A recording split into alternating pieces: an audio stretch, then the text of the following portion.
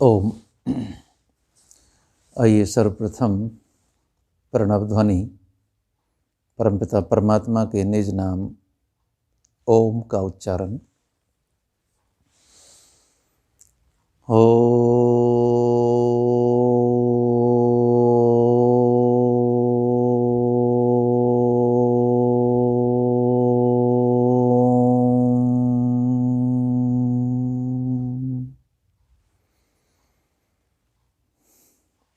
प्रवर पुनीत आत्माओं,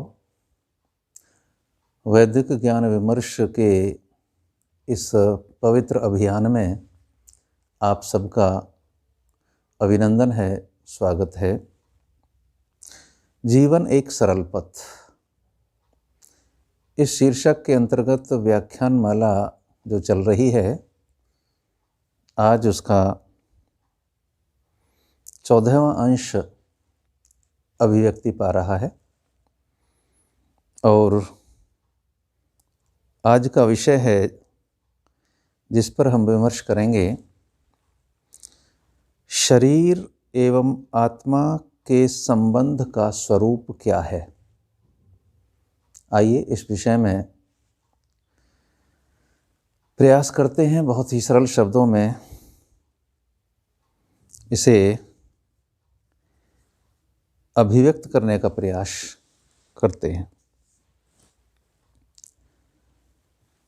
हमारे उपनिषदों में कठोपनिषद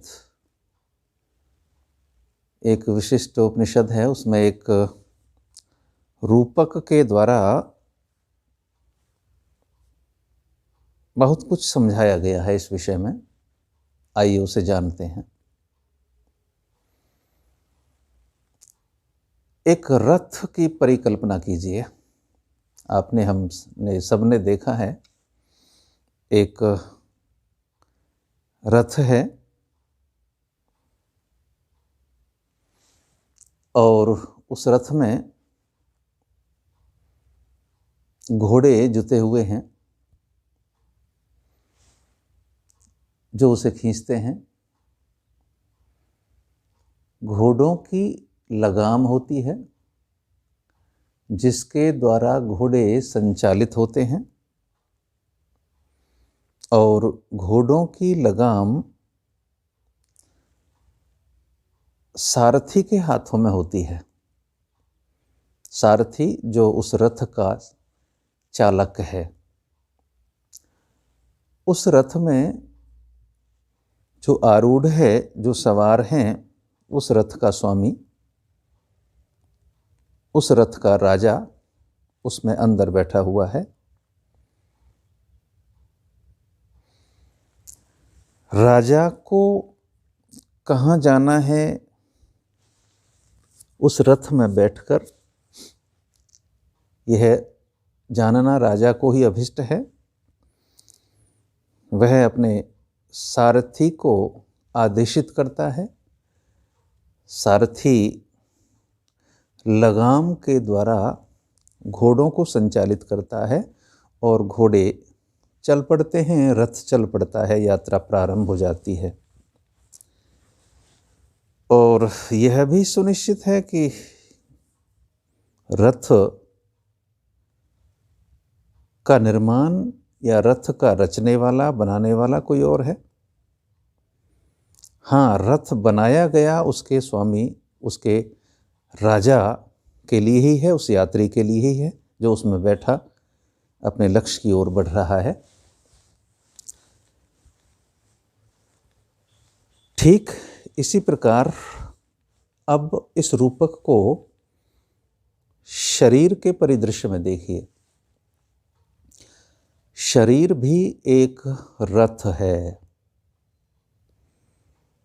यह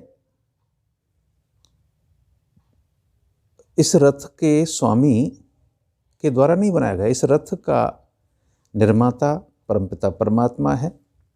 इस रथ में यात्रा करने वाला इसका स्वामी, इसका राजा जीवात्मा है।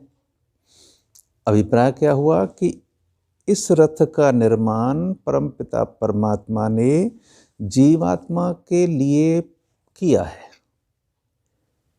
जीवात्मा एक यात्री है और उसे इस रथ का स्वामी बना दिया गया है।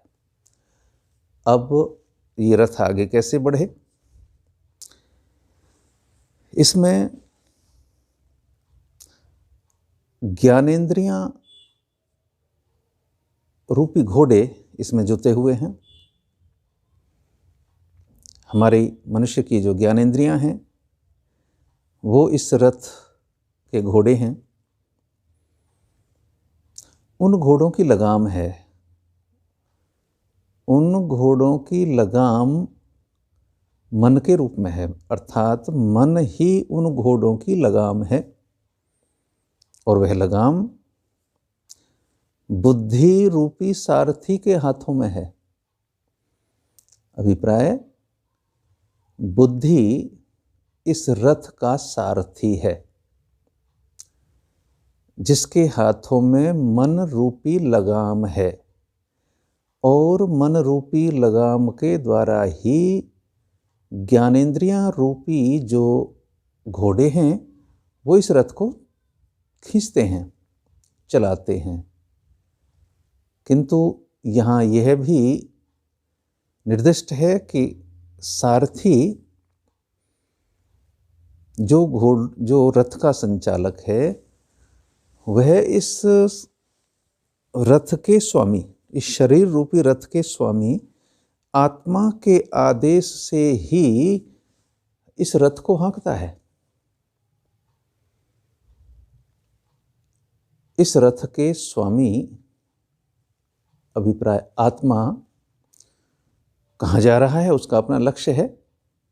जी हाँ, इन सब बातों को आगे स्पष्ट किया जाएगा। तो यह जो शरीर है उस रथ के नाई, उस रथ की भांति ही काम करता है। अनेक भ्रांतियां हैं लोगों के मन मस्तिष्क में और अनेक अवसरों पर इस तरह की चर्चाएं करते रहते हैं। ज्ञानेंद्रियों के विषय में ही, मन के विषय में ही, बुद्धि के विषय में ही अनेक प्रकार की संभ्रांतियां उनके विचारों में अभिव्यक्त होती हैं। कहते हैं मन बड़ा चंचल है, बड़ा प्रबल है। मनुष्य अपने कर्म करता है और किस प्रकार से ये कर्म संचालित हो पाते हैं, ये सारी बातें इसमें स्पष्ट हो पाएंगी। तो यहाँ सीधा सीधा अभिप्राय इस शरीर रूपी रथ में यह स्पष्ट हुआ कि यह शरीर एक रथ के समान, इसमें बैठा हुआ जीवात्मा, इसका स्वामी, इसका राजा, इस रथ को चलाने वाला चालक जो सारथी है वो इसकी बुद्धि है। बुद्धि के सारथी के हाथों में जो लगाम है वह मन रूपी लगाम है और मन रूपी लगाम से ही ज्ञानेंद्रियां, कर्मेंद्रियां रूपी हमारे घोड़े जुते हुए हैं और इस प्रकार ये रथ चलता है। ये एक रूपक, ये एक दृष्टांत इस शरीर और आत्मा के संबंध को समझाने के लिए दिया गया।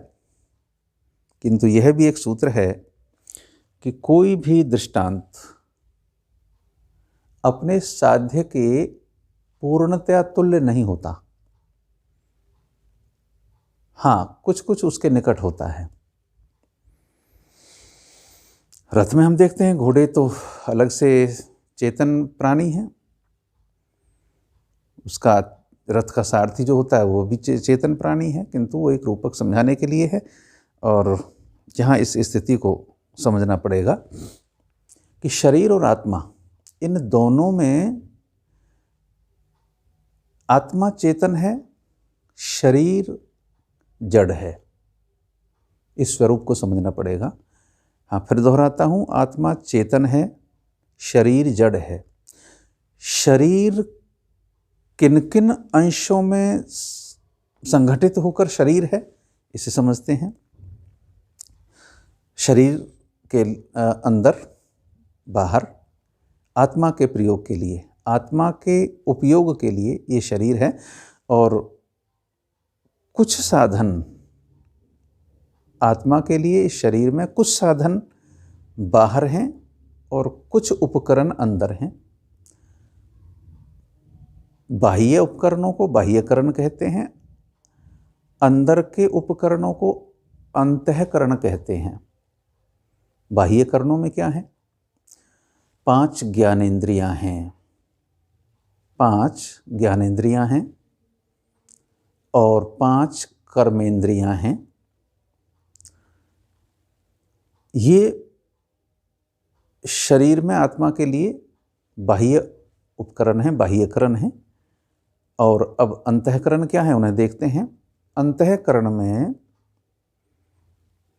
मन है, बुद्धि है, चित्त है और अहंकार है। ये अंतःकरण है। आत्मा के द्वारा प्रयोग करने के हेतु ये शरीर के अंदर के भाग हैं, किंतु यहाँ यह स्पष्ट निर्दिष्ट है कि चेतन केवल जीवात्मा है। बाकी ये जो करण हैं, बाकी जो साधन हैं, ये सब के सब जड़ हैं। ज्ञानेंद्रियां भी क्योंकि ये शरीर के अंश हैं, कर्मेंद्रियां भी क्योंकि ये शरीर के अंश हैं, मन भी क्योंकि ये शरीर के अंश हैं, चित्त भी, बुद्धि भी और अहंकार भी, ये सब के सब मिलाकर संगठित रूप में ही शरीर हैं और ये सब जड़ हैं। तो फिर ये जीवात्मा इस जड़ शरीर से काम कैसे करता है, आइए जानते हैं।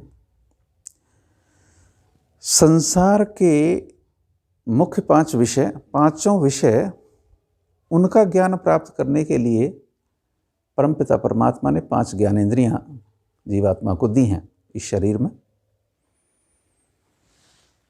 शब्द का ज्ञान हो इसके लिए श्रोत्र कान दिए, स्पर्श का ज्ञान हो इसके लिए त्वचा प्रदान की, रूप और सौंदर्य का ज्ञान हो इसके लिए नेत्र प्रदान किए, आंखें प्रदान की, रसना खट्टा मीठा जानने के लिए, रस जानने के लिए जिह्वा प्रदान की, और गंध को जानने के लिए ईश्वर ने नासिका प्रदान की। इसका अभिप्राय क्या हुआ कि ये जीवात्मा कान नहीं सुनते, कान के द्वारा जीवात्मा सुनता है। हमारे श्रोत्र स्वयं नहीं सुनते, श्रोत्रों के द्वारा जीवात्मा सुनता है। हमारे त्वचा के द्वारा जीवात्मा स्पर्श करता है, हमारे नेत्रों के द्वारा जीवात्मा देखता है। नेत्र नहीं देखते, जीवात्मा देखता है। हमारी जिह्वा नहीं चखती, अपितु जिह्वा के द्वारा हमारे ये जीवात्मा चखता है, आस्वाद लेता है। नासिका गंध अनुभव नहीं करती, अपितु नासिका के द्वारा जीवात्मा उस गंध का अनुभव करता है। ठीक ऐसे ही अंतःकरण का इनका प्रयोग है। इसी क्रम पर हम आगे चलते चले जाएंगे। मन, बुद्धि, चित्त, अहंकार, ये जो अंतःकरण हैं, यह भी इसी प्रकार के आत्मा के लिए साधन है। मन संकल्प विकल्प करने का एक साधन है, अर्थात मन स्वयं संकल्प विकल्प नहीं करता, अपितु आत्मा ही मन के द्वारा संकल्प विकल्प करता है। बुद्धि के द्वारा आत्मा निश्चय करता है। बुद्धि स्वयं निश्चय नहीं करती, निर्णय नहीं लेती, आत्मा ही बुद्धि के द्वारा निश्चय करता है, निर्णय करता है। चित्त स्मृति संचित करता है, चित्त में स्मृति संचित होती हैं और अतीत की स्मृतियों को जब उठाना होता है तो जीवात्मा ही इस उपकरण के द्वारा ऐसा कर पाता है। तो चित्त के द्वारा स्मरण और स्मृतियाँ होती हैं। अहंकार के द्वारा मैं की अनुभूति मैं के अस्तित्व की अनुभूति हो पाती है और यह जीवात्मा इस अहंकार के द्वारा करता है। तो ये सभी अंतः उपकरण, अंतःकरण चतुष्टय कहलाते हैं। ये मन, बुद्धि, चित्त, अहंकार, ये अंतःकरण भी जड़ हैं और बाह्यकरण भी, पांचों ज्ञानेंद्रियां, पांचों कर्मेंद्रियां, ये भी जड़ हैं। तो अनेक बार लोगों में ये भ्रांति होती है और स्वयं गलती करते हुए जब ये अपना विश्लेषण करता है मनुष्य, तो अनेक बार मन पर दोष लगा देता है। अरे ये मन बड़ा चंचल है, ये नहीं मानता, बहुत प्रयास करता हूँ मैं इस व्यसन को छोड़ने के लिए, किंतु यह मन बड़ा शक्तिशाली है। अनेक इस प्रकार के वैदिक साहित्य से इतर जो साहित्य है उसको पढ़ कर के उनके उदाहरण कई बार मनुष्य देता है कि देखिए उन्होंने भी ऐसा कहा है, उन्होंने भी ऐसा कहा है, मन बड़ा चंचल है, मन बड़ा शक्तिशाली है, यह नियंत्रण में नहीं आ पाता है।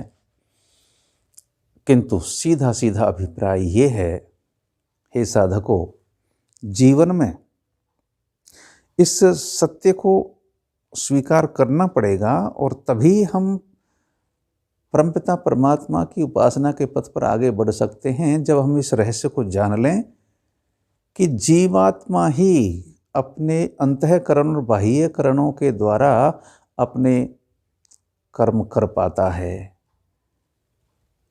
मन अलग से कोई चेतन वस्तु नहीं है कि वह नियंत्रण में न हो।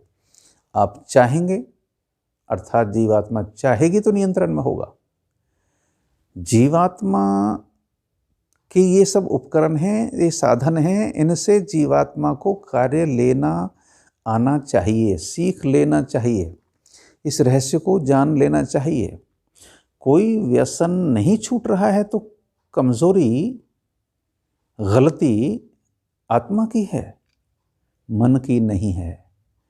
सही निर्णय नहीं कर पा रहा है किसी विषय में मनुष्य, तो गलती बुद्धि की नहीं है, गलती आत्मा की है। आत्मा ही करता है, आत्मा ही भोगता है। हाँ, फलदाता ईश्वर है। परमपिता परमात्मा ने तो जीवात्मा को ये शरीर रूपी रथ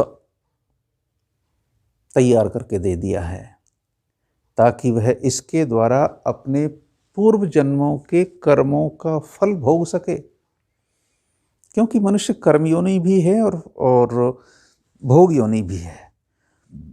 परमपिता परमात्मा ने शरीर रूपी रथ का निर्माण इसीलिए किया है जीवात्मा के लिए कि वह अपने पूर्व जन्मों के कर्मों का फल प्राप्त कर सके, भोग सके और भविष्य के लिए अपने इसी रथ के द्वारा, इसी रथ के उपकरण के द्वारा भविष्य में ऐसे शुभ और श्रेष्ठ कर्म करे कि एक दिन उसका अवश्य ही जीवन का परम लक्ष्य उसे हस्तगत हो जाए, प्राप्त हो जाए। इस रहस्य को समझना पड़ेगा। ऐसा यदि जीवात्मा या मनुष्य जान पाया तो समझिए कि उसके पथ में बहुत कुछ स्पष्ट हो गया। वह अपनी गलतियों के लिए मन को या बुद्धि को दोष नहीं दे सकता। कई बार इंद्रियों को दोष देने लग जाता है। कोई व्यक्ति अस्वस्थ है, खांसी हो रही है, परेशानी है, उसको चिकित्सक कहता है कि आपने इन वस्तुओं का प्रयोग नहीं करना है और वो उन वस्तुओं का प्रयोग कर लेता है और फिर दोष देता है। भाई क्या बताएं, ये जीभ मानती नहीं, मन मानता नहीं,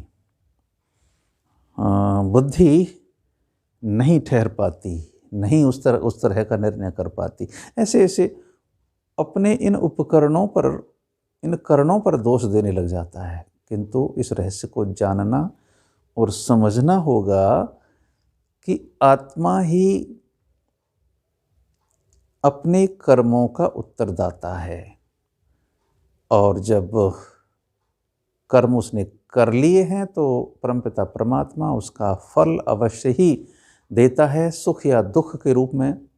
श्रेष्ठ कर्म होंगे तो सुख मिलेगा, निकृष्ट कर्म होंगे तो दुख प्राप्त होगा। वो दुख भी आत्मा को ही प्राप्त होता है। कई वेद इतर जो अन्य विद्वान लोग हैं बड़े बड़े तर्क देते हैं अपने ढंग से, और एक सीधे विवेक के मार्ग से लोगों को पथ भ्रष्ट कर देते हैं, हटा देते हैं। और क्या बोलते हैं, नहीं नहीं नहीं, जीवात्मा को कोई सुख दुख नहीं होता। वो कहते हैं मन को ही सुख होता है, मन को ही दुख होता है। जीवात्मा तो निर्लेप है, अपने शुद्ध स्वरूप में है, जबकि यह सिद्धांत उचित नहीं है। सीधा सीधा स्पष्ट है हमारे वैदिक ऋषि का ये सिद्धांत कि 3 पदार्थ इस संसार में अनादि हैं। 1 ईश्वर, 2 आत्मा और 3 प्रकृति। प्रकृति भोग्य है, जीवात्मा भोगता है और परमपिता परमात्मा साक्षी है, व्यवस्था करता है। इस प्रकार से इस स्वरूप को हम समझेंगे तो बहुत कुछ उलझनें हमारे मन मस्तिष्क की हल हो जाएंगी और हमें एक अपना स्पष्ट मार्ग, प्रांजल मार्ग दिखाई देगा, जिस पर चलते हुए अवश्य ही हम अपने जीवन के लक्ष्य को प्राप्त कर सकेंगे। तो हे रथ के स्वामियों, मालिकों, अपने इस स्वरूप को समझो। शरीर और आत्मा के संबंध के स्वरूप को भली भांति आप समझ लेंगे तो आपके जीवन का जो उपासना मार्ग है, ईश्वर की स्तुति प्रार्थना उपासना का जो मार्ग है, जीवन की साधना का जो मार्ग है, मोक्ष की तरफ चलने का जो मार्ग है, वह प्रशस्त हो जाएगा, वह सुस्पष्ट हो जाएगा, वह परिमार्जित और प्रांजल हो जाएगा। परमपिता परमात्मा हमें ऐसी सद्बुद्धि प्रदान करे कि हम अपने जीवन के इस लक्ष्य की तरफ निरंतर आगे बढ़ें और एक दिन सफल हों। ओम शम ओम शम ओम शम।